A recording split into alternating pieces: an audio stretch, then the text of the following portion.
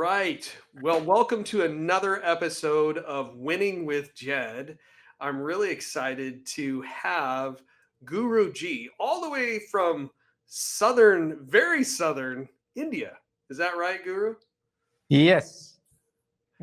So Guru, I think a lot of people probably are wondering, hey, what constitutes a guru? What makes you a guru? Can you tell us? Yes. The word meaning guru is a guide. English term is guide. If somebody wants to drive in an unknown terrain, we need somebody to guide us. Now we can say a spiritual GPS is called guru. Okay. So you're the human GPS for everyone. Is that what it is? Yes. Okay. All right. So you're all the way in India. How long have you been a guru? Around 25 to 30 years. Okay. And so you woke up one day and you're like, you know what? I just want to be a guru. Is that how it happened? You can be a guru in everything. Suppose you are a good surfer, you can be a guru for the people who want to learn surfing. If you are a good driver, you can train as many people as you want. Then there you will be a guide for training them in different paths of driving. So guru is only a guide, but technically used for exploring the inner terrains of our own mind. Mind is very mysterious. Everybody wants to explore the potential of mind, but it's mysterious. So if you want to dive deep into the mind, you need a person who has already gone there. And whenever confusion comes, we have to have the guidance for a clarity. So if you want to be a guru, explore your mind. Then you can be a guide for every one of us. Okay, so what you're saying, and I like this, is you're saying anybody can be a guru. You can be the guru of anything that you've mastered, essentially. That as long as you can lead people effectively through the process of whatever it is, you are a guru of that. And you specifically, the guru term that we use coming from India is you are the guide of the mind. Here's a question for you. Now, you've been doing this a long time. And so I imagine you have a lot of experiences, probably a lot of stories that good and bad, right? Yeah. All kinds of crazy ones, right? rather than asking you to go over, all of those right off the bat, although I am interested to know some of those.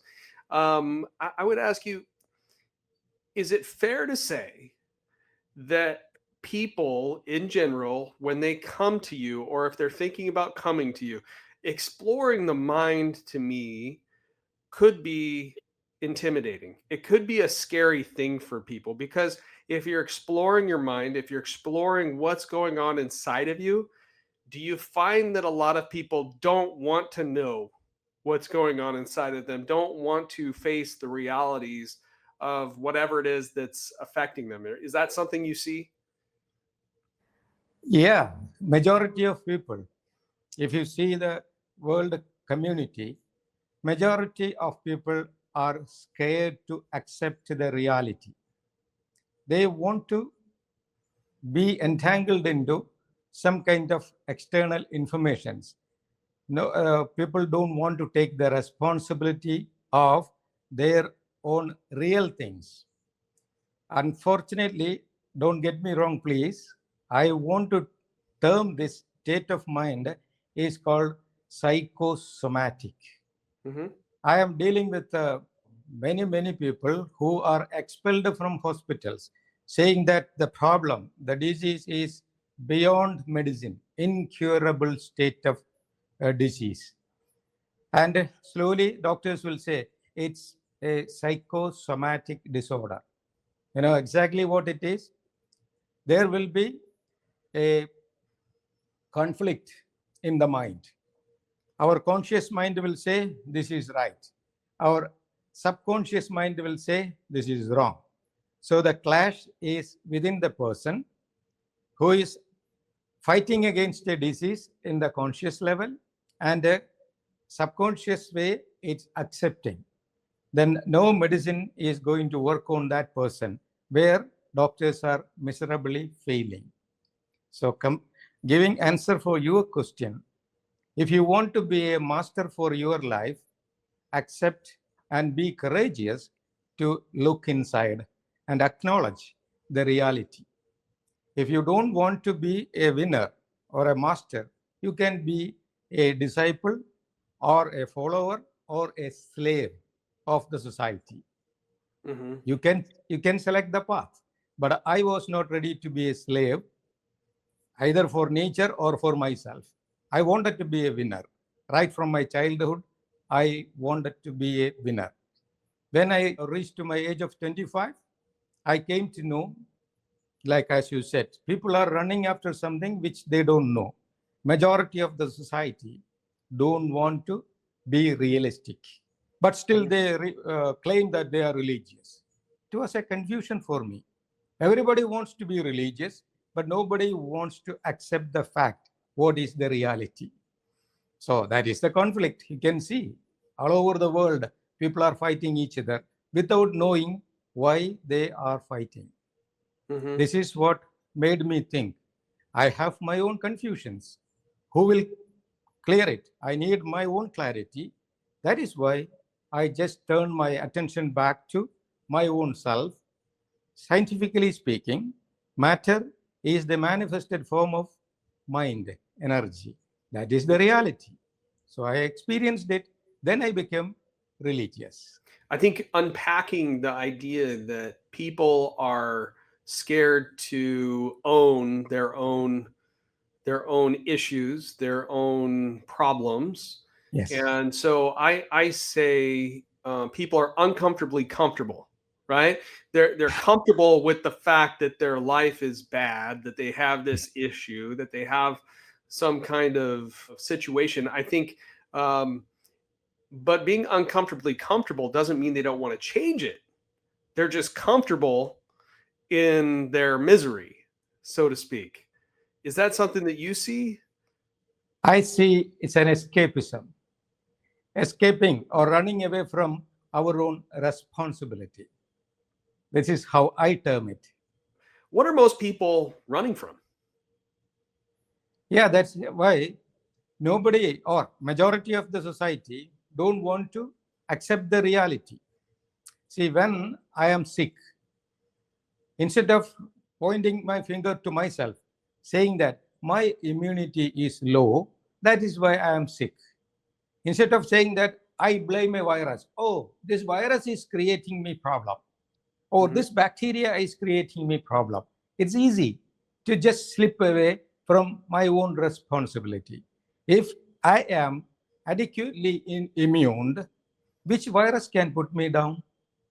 If I am mentally strong and happy from within, who can make me unhappy?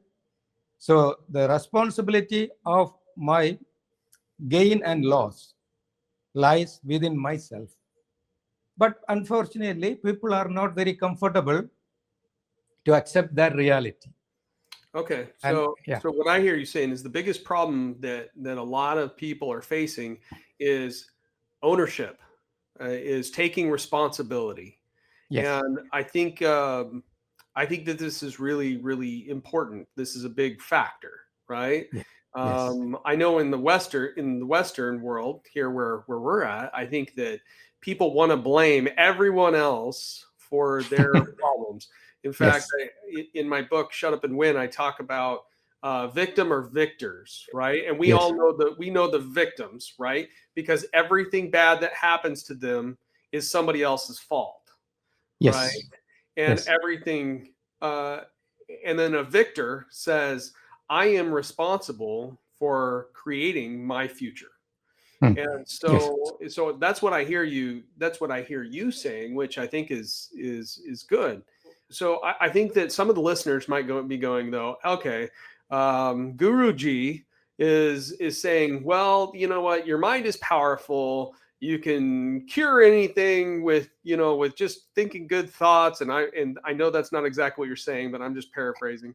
Okay. You cure everything with good thoughts and just, own it and then it'll heal it, right? The person that's sitting there listening to this that has some form of cancer, that Yeah. has some kind of serious illness, they're probably sitting there and they're thinking, look, if I could just think and be healthy, think good thoughts or something to be healthy, I would. What would you say to them? See, it's partially true. It's incomplete comment. Yes, you can use your mind as the most powerful medicine. Just as you said, if somebody is having cancer, just be a little bit logical and scientific. If I keep a glass of water in front of you and ask you, what is this? As an educated person, you will say it's water. And scientifically speaking, what is water? We focus there, analyze it. When we focus, we will come to know water is a consequence of a profound union of two gases.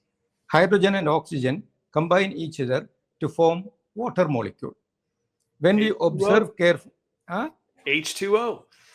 Yeah, H2O.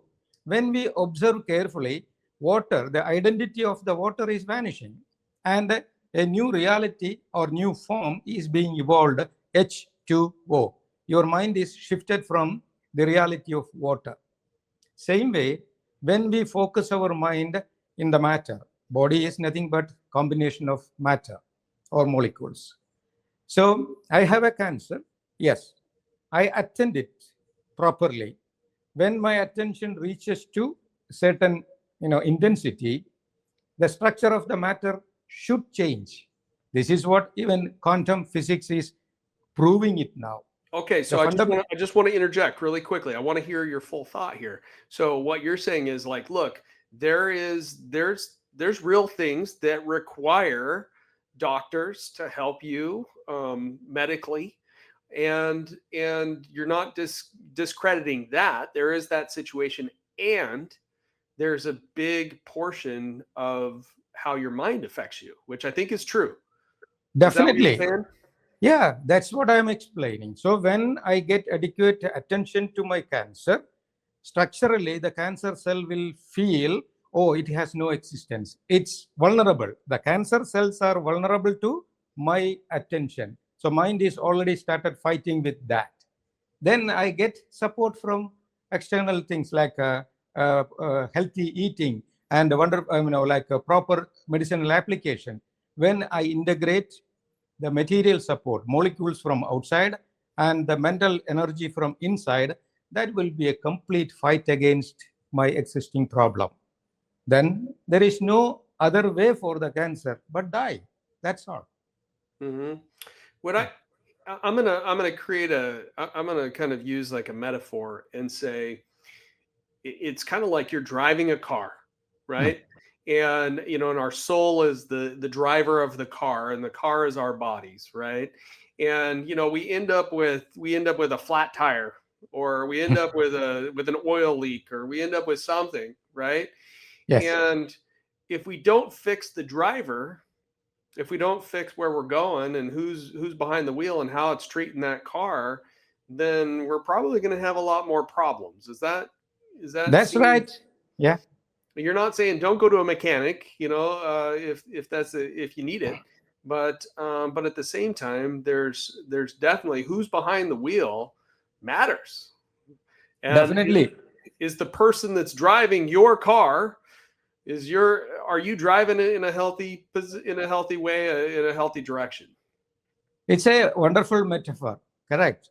Our body is a machine produced by nature. And if we buy a new car, we will get an owner's manual. Okay. You have to maintain this car. You must have a basic idea about the maintenance of the car. You should, if it is a petrol car, you're not supposed to fill diesel in that. That much understanding you must have. Otherwise, the car will always be in trouble. So we have the fuel tank as our stomach, and we have an air breather. We have a piston as our heart. There is a circulatory system like our blood channels. Then our exhaust pipes are there. Then there is a harmony between the piston and the air breather and the spark plugs. We have 37.3 degrees centigrade, spark is there, always heat is given to the system. So first, everybody should read the owner's manual of our own machine. That is what from the beginning, everybody advised for prayer. What is the meaning of prayer? It is an English word taken from Sanskrit, prarthana. You might have heard about a term, prana. Prana is the vital energy, the life force, which is making our all activities on. It's directly connected to the cosmic energy. The rest is material things. Arthana means attainment or awareness. When you become aware of your prana, that is what is called pranarthana or prarthana. In English, it's prayer. But in course of time, people started misunderstanding the prayer, the meaning, or misinterpreting it. Then it became giving applications or request or begging to something which we don't know. It's a complete wrong practice. Prayer is the inner observation. Sit somewhere, either in a group or individual, secluded area, then focus your mind within to listen what your body whispers. Just listen it. That is what is called prayer. Slowly, you can read the owner's manual of this machine. Then you will have a comfortable maintenance. Daily maintenance is called dinacharya in India. Means daily you have to attend your body. You have to have a shower, external cleaning, but you must have an internal cleansing, which is meditation or prayer. Then riducharya, periodical, service should be there. You take the car after 10,000, 50,000 kilometers, you should take it to the service station, have a major servicing. That is what is called riducharya. In India, you can see traditionally, everybody will go to either once a month or twice a month. They will go to an Ayurveda Siddha center, go for an oil massage and sit in the steam. So that is riducharya. Doctor will go through the metabolism, how things are working. And if something is wrong, doctor will say, this is not functioning well as the guy in the service station, then we can modify it. But if you ignore that periodical service, one day you will be forced to take the car to the workshop. Same way, if we are ignoring the daily practice and periodical service, one day you will be forced to go to the hospital, where the workshop of the body. That's all. Your analogy is perfect. Thanks for clarifying on the meaning of prayer and where that came from. It's kind of a helpful thing, I think, for people. So let's ask you this, though. I mean, you're the guru. How often do you pray? I pray 24 hours. Now I'm talking to you, but I am connected to my inner energy. So that is what is called the centralized thought. See, we have 3 tracks of energy. Have you ever thought about that? You have your right side is solar energy. If you close your left nostril and breathe for more than 10 to 15 minutes, a slight increase in temperature will be there in your body. If you close your right nostril and breathe through left for 10 to 15 minutes, you can see a slight fall in the temperature. Or you just pass out from lack of oxygen, right? Yeah. So it's like a solar and lunar, positive and negative, heating and cooling is functioning, but there is a central canal also. So either you will be in masculine style or you will be in feminine, but you forget to be in the center. It needs practice. If you practice prayer as a routine, scientific prayer, not this so-called prayers, if you do that, you will be succeeding to keep your mind in the central canal, where you can balance the solar and lunar energy functioning on you. So once it is done, that stage is called settled prayer. So then it will become a voluntary practice, like heart is beating. It's not with your awareness or permission. Your Mhm. lungs are functioning. Even in the deep sleep, these guys are into action. Mhm. Same way, if we do systematic practice or prayer, it will become involuntary and it will become a habit. So when I speak to you, my mind is focused on my central canal. Still, I am interacting with you. That is what is called the action, karma in India, with detachment. So whatever you say, I acknowledge it, but I will not be associating with that. It's Mhm. like a bird, a swan is swimming on water. It's always in water, but not even one drop of water is entering its body. Mhm. This is what the real benefit of prayer, scientific prayer. Once we succeed in that, nothing can put us down, either a disease or a diseased person. Because it's interesting because you're saying basically like, okay, first of all, here, and I'm going to paraphrase what I think you're saying here is, you never cease praying. You're constantly centered and in prayer. Okay. Yes. And what prayer does for you is it allows you to it allows you to move around, but to not be affected as much by the outside forces. Is that right? Yes. Correct. Okay, so here's the other thing that I think is kind of interesting is, um, I think that there's this real situation that's happening in the Western world, and I don't know if that's happening over where in your area, but where people are comparing themselves constantly to other people, their happiness, what they have. There's kind of like this jealousy. Some people would consider to be entitled. They think they deserve something. Where do you think all that comes from? What do you think they're missing? They miss the knowledge about the reality of their existence. They are thinking and working against the law of nature. Nature has a specific law which cannot be violated. Sun rises. When the rays of the sun fall on a lotus, there are some chemical changes and it's blossoming. And some bacteria and viruses are dying. And our serotonin level goes down and the dopamines are coming up. These are all functions, intricate functions, well designed by nature.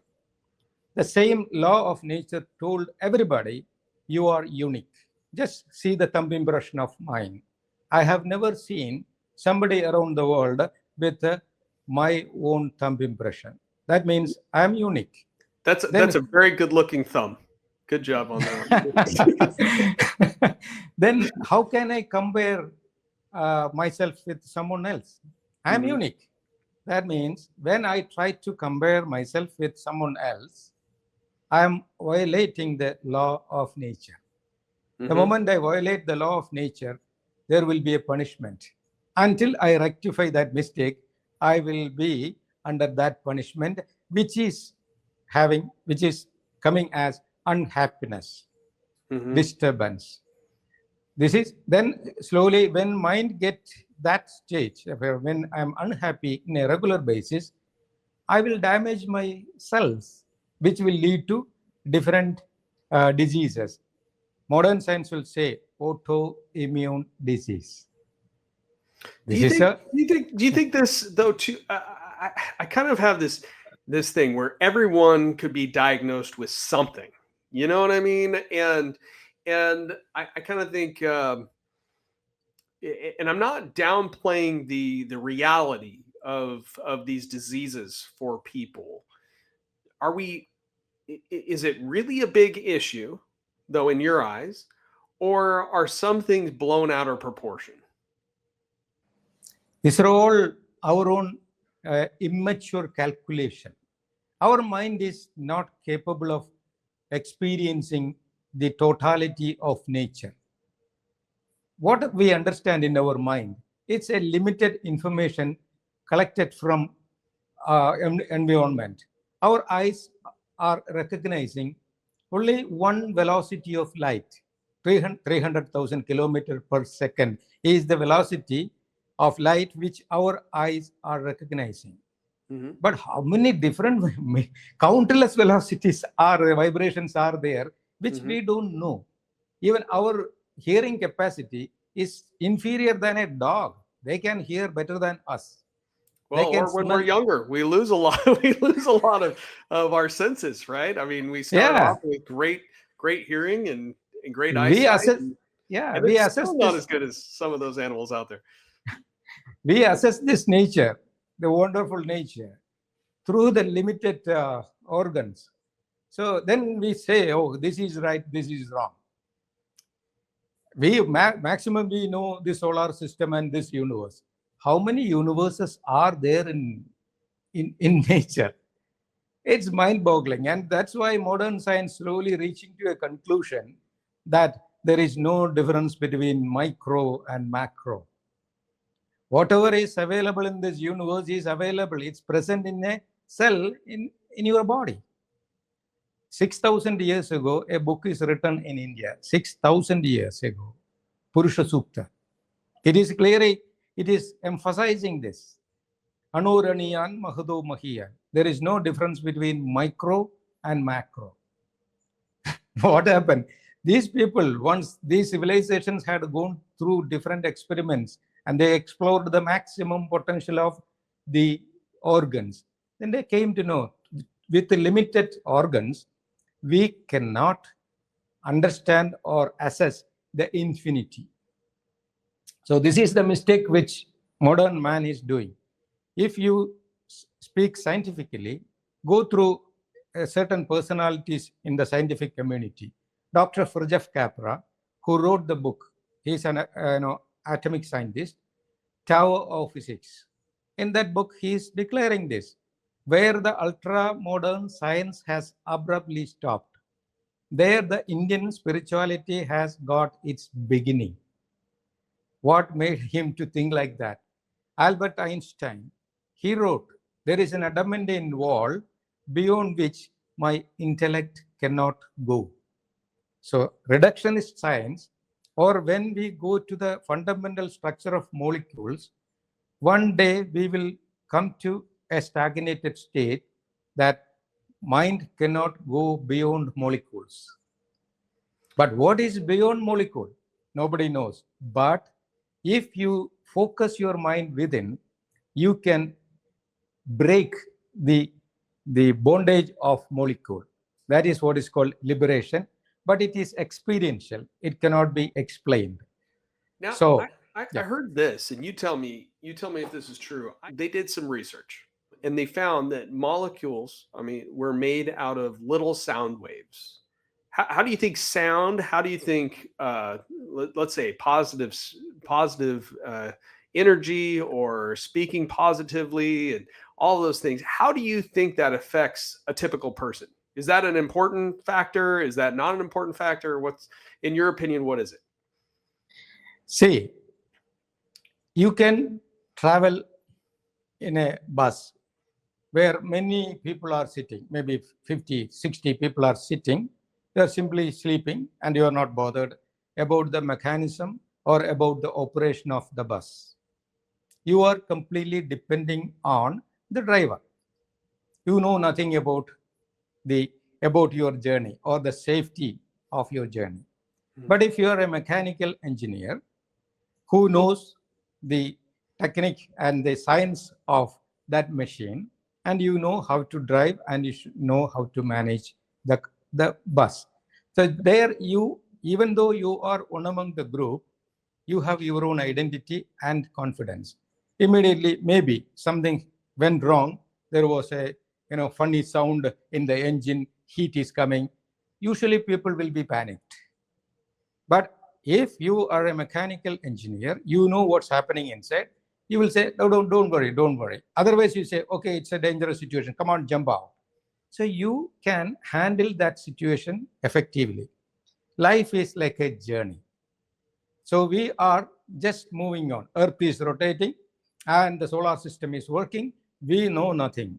And we are simply just moving on. Something goes wrong, we are panicked. Something's happening good, we are happy. But we are entangled into the ups and downs of the group. But if you are bit responsible about your own life journey, spend little time, at least 24 minutes a day. That is what is advised by the spiritual scientist who could explore the secrets of our own existence. We have 24 hours. Take 1 minute from each hour. Sacrifice that 24 minutes for our inner observation. Sit somewhere and close your eyes. Just withdraw your energy from the ears and withdraw the energy from the tongue, withdraw the energy from the skin, 5 senses. You just slowly focus inside. You will come to know how important your presence is in this infinite world. So you will recognize who you are. If I ask you a question, who you are, you will say, I am this nationality, I am so and so, but there is no confidence in that. Then if I ask you one more question, oh, from where you are born? You say, no answer. Why you are born? No answer. Why we are growing? I want more hair, but body said, sorry. I would like more hair. Does positive thought think about that, or does that help that out? Grow more hair? Yeah. So body is not listening to me. Okay. And one day I need to will just die. pause for a second here and have some positive thoughts about more hair. Okay. So these fundamental questions are not answered in our material science. There was or there is a society, a section of society, limited numbers, who are not, ready to accept the slavery of nature, the law of nature. People wanted to challenge why sun is rising. There were millions and millions of apples were falling down, but there was an Isaac Newton who was looking, and he only thought, why this guy is coming down? Why can't it go high? Yes, everybody will not think like that. Everybody is interested to take the apple and eat and throw. That's all. But Newton was not ready to just be in that path. Only the what is an instinctive thing, and he questioned why it's coming down. Why can't? That's how we got the wonderful science of gravity. Same way, many people started thinking, why am I born? Why do I grow? And why do I die? What will happen after my death?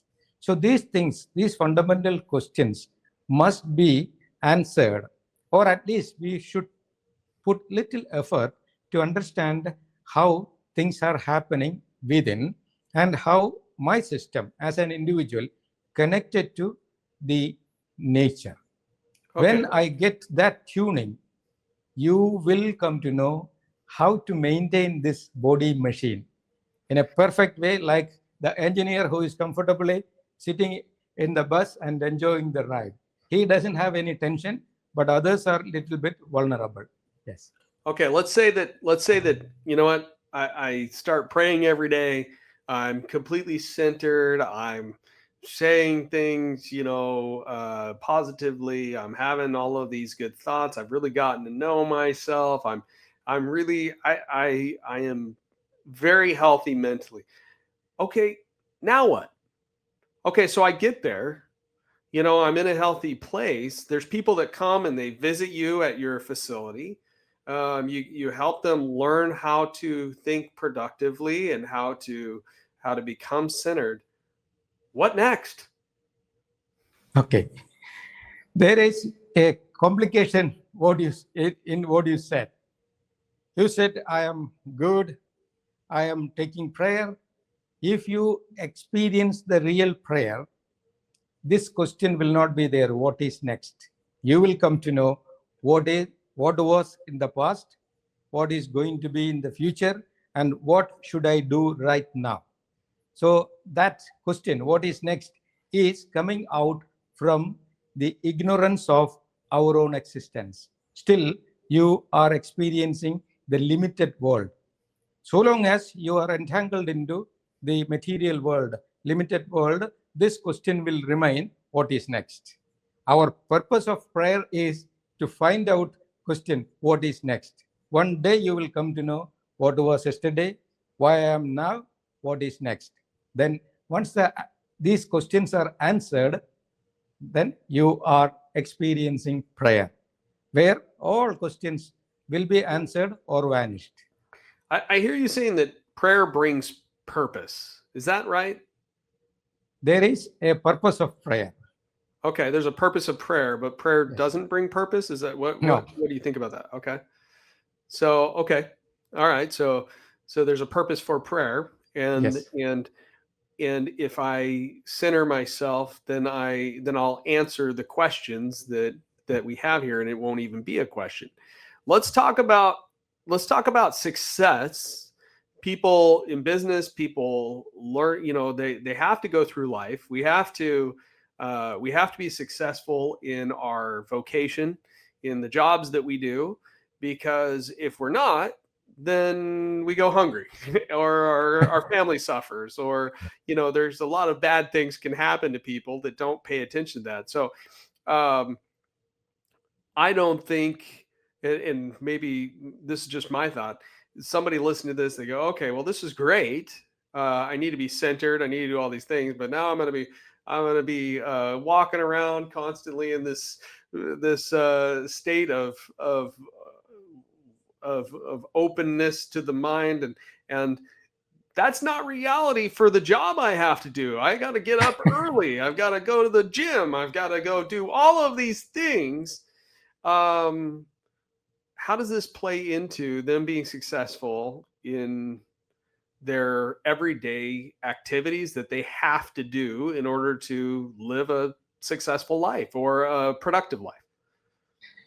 Okay, again, we have to come back to the core of our discussion.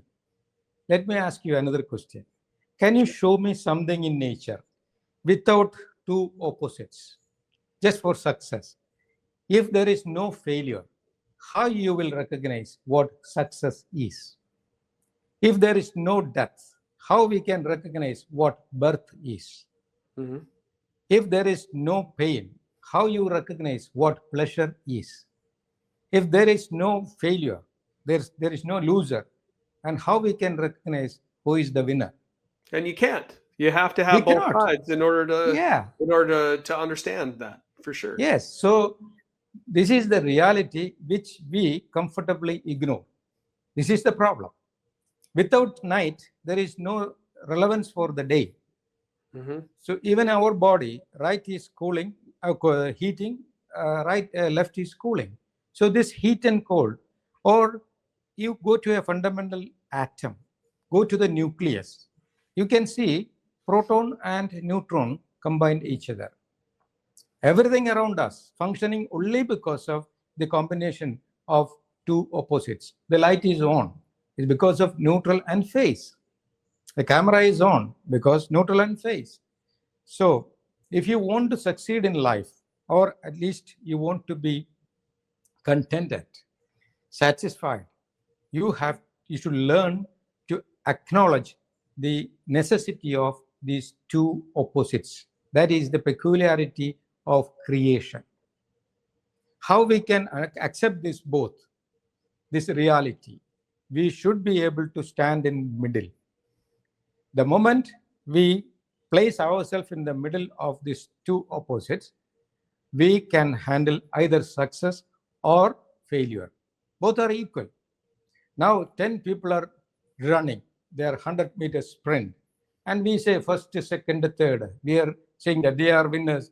If there are no losers, how we will have this competition? Mm-hmm. Well, so it's a reality.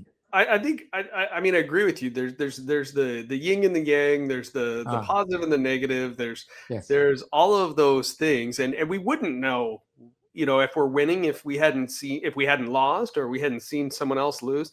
I think most people, though, I think their idea or the idea maybe that comes to someone's head is like, hey, look, I would like to be on the winning side. I don't want to be on the losing side. I want to be on the pleasure side. I don't want to be on the pain side.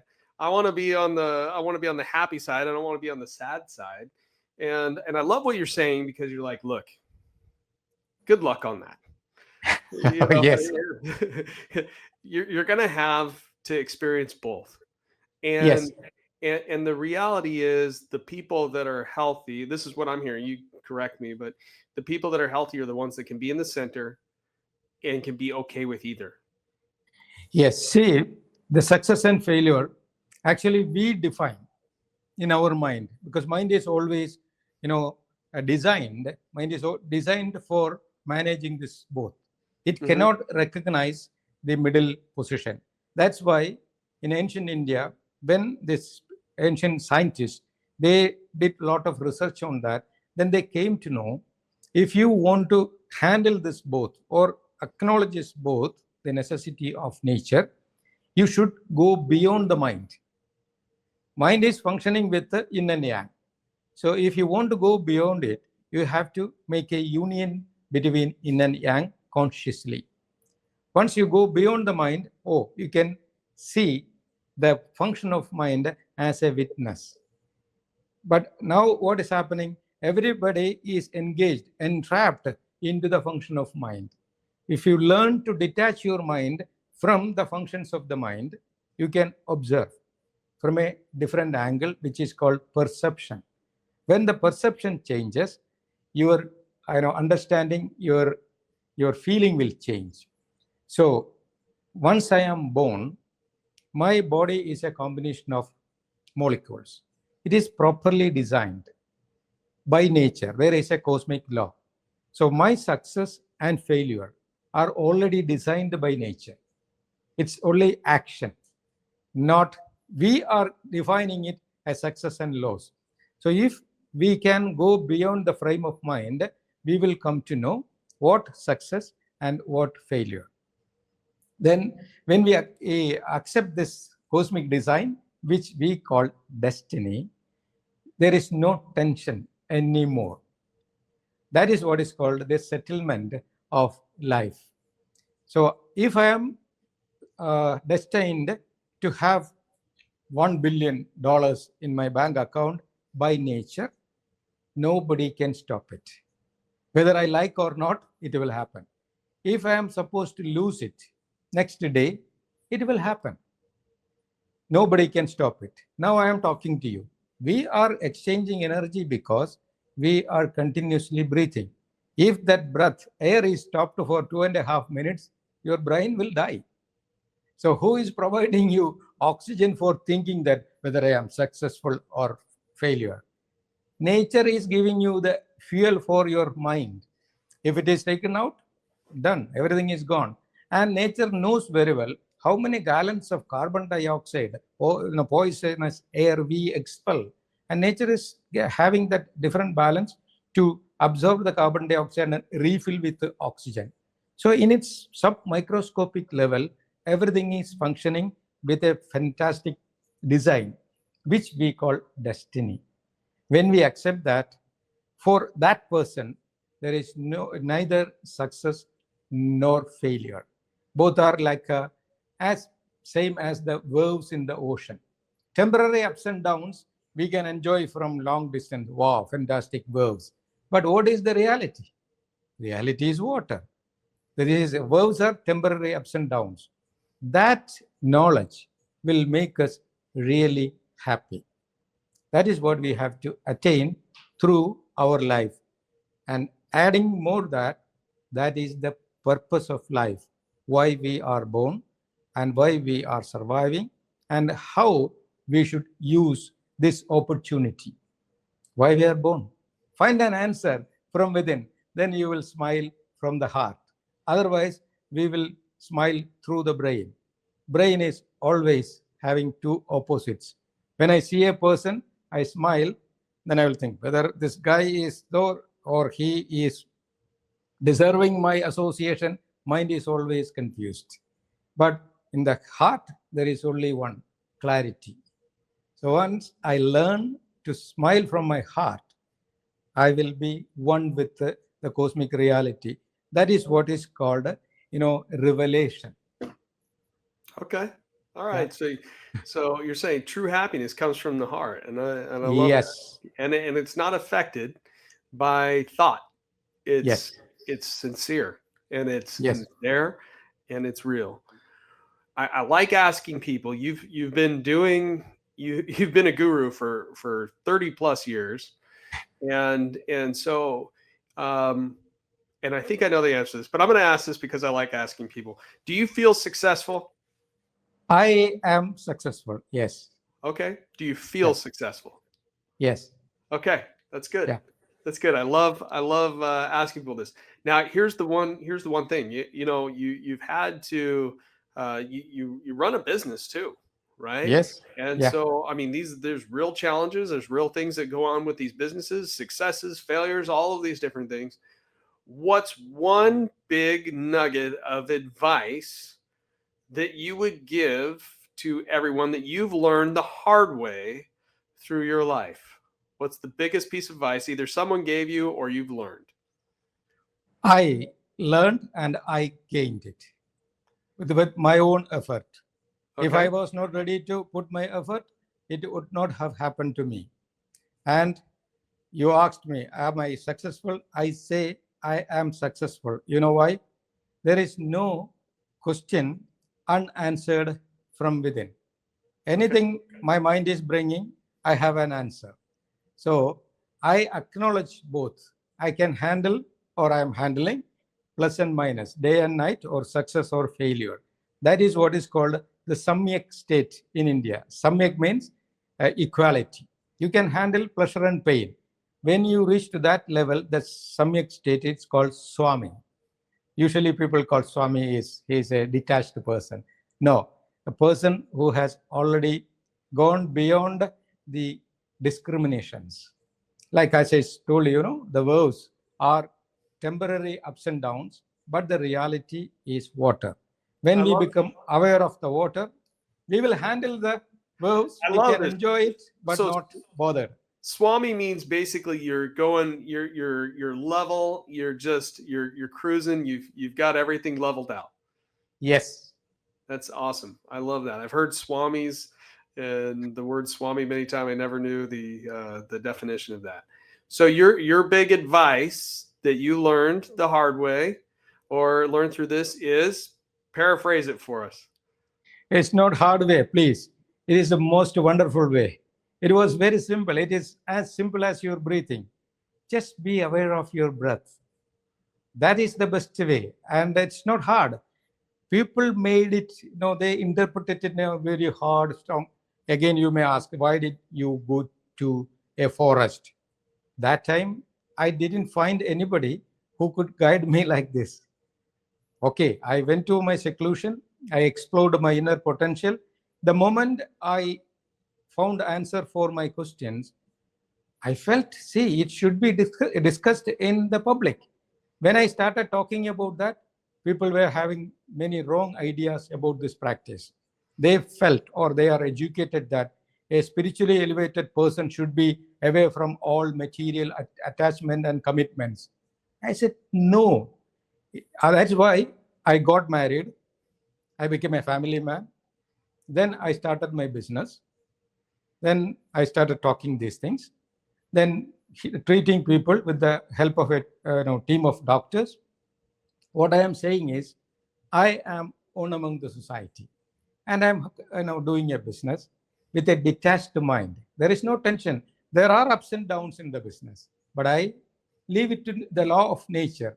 This is what is called nishkama karma in India. Means you engage yourself into all kinds of actions, but detached.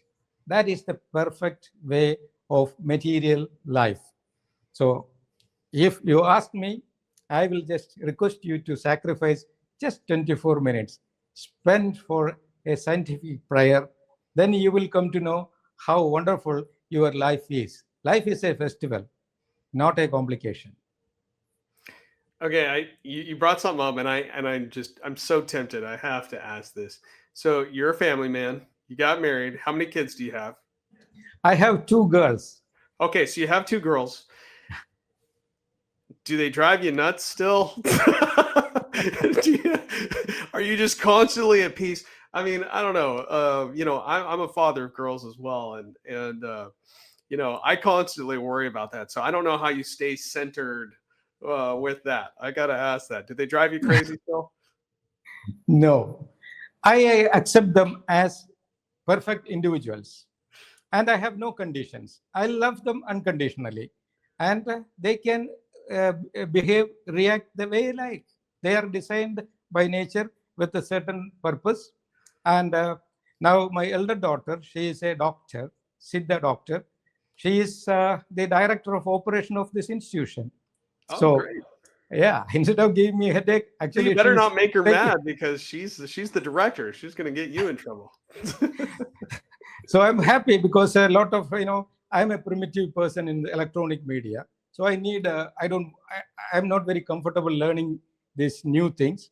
I'm more into exploring the inner dimensions.